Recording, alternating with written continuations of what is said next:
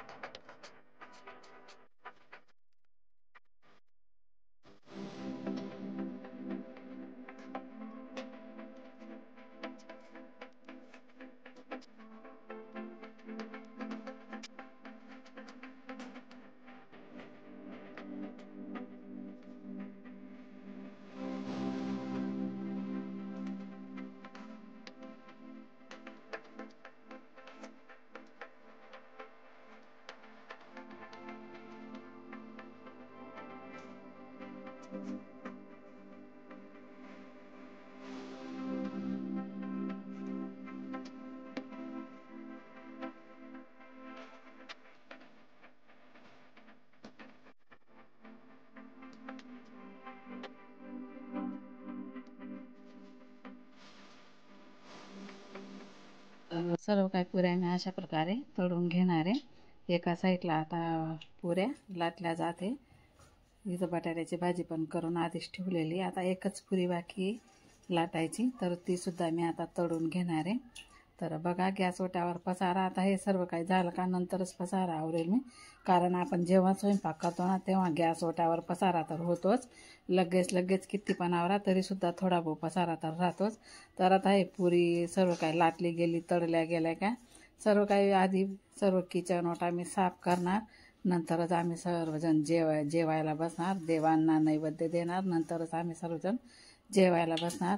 तर कसा वाटला तुम्हाला हा व्हिडिओ कमेंट करून नक्की सांगा. आणि प्लीज लाईक, सबस्क्राईब करा, शेअर करा.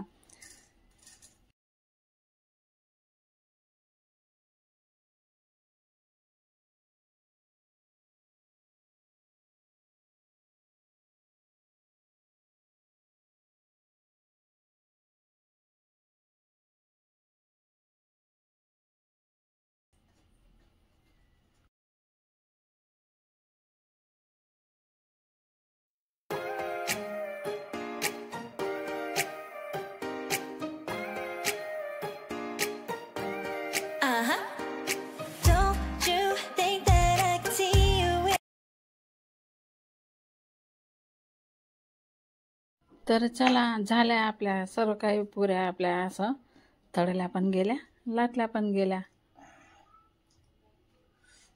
शेवटची पुरी आहे हे बघा. अशा प्रकारे सर्व लाटून तळून घेतलेलं आहे मी. तर बघा, आणि आज खूप घाई होते आणि खूप धावपळ होती. गहू साफ करायचे होते ना, त्यासाठी मोठ्या मोठ्याच पुऱ्या करून घेतल्या आम्ही इथं. तर छोट्या छोट्या काही केल्या आणि धावपळच एवढी होती. तर चला, हे बघा, बटाट्याची भाजी, पुऱ्या आणि बटाट्याची भाजी झाली आता बनवून. तर चला, मी आता अशा प्रकारे रस बनवते. बघा, तुम्ही कसा बनवता रस ते पण मला कमेंट करून सांगा. मला तर असाच बनवता येतो. मला ते चम्मचने असं कापून ते तसं रस आवडत नाही, कारण आपण सर्व काय कामे हातानेच करतो ना. मग मला रस पण हातानेच बनवायला खूप आवडतो. फक्त असं पिळून आंबाला असं फक्त छान मस्त असं मऊसूत करून घ्यायचं आणि असं पिळून घ्यायचं.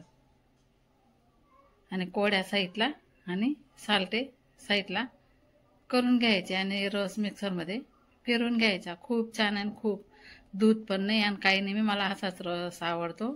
जास्त जण आहेत नाही आमच्या घरी.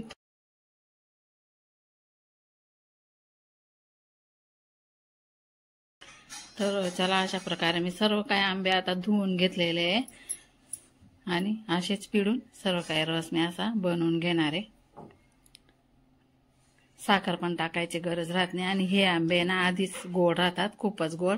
आणि या आंब्यांचा रस पण असा मस्त कलरफुल राहतो, कलर इतका छान राहतो ना या आंब्यांच्या रसाचा. तर मी कधी पण हाच आंबा आणते, नाहीतर आहे ना कधी कधी हापूस आंबा इकडे आमच्याकडे भेटत नाही, तर सुरतहून मागवतो आम्ही हापूस आंबा. पण जास्तीत जास्त हाच आंब्याचा रस आम्ही बनवतो आणि खायला पण हेच आंबे आम्ही आणतो.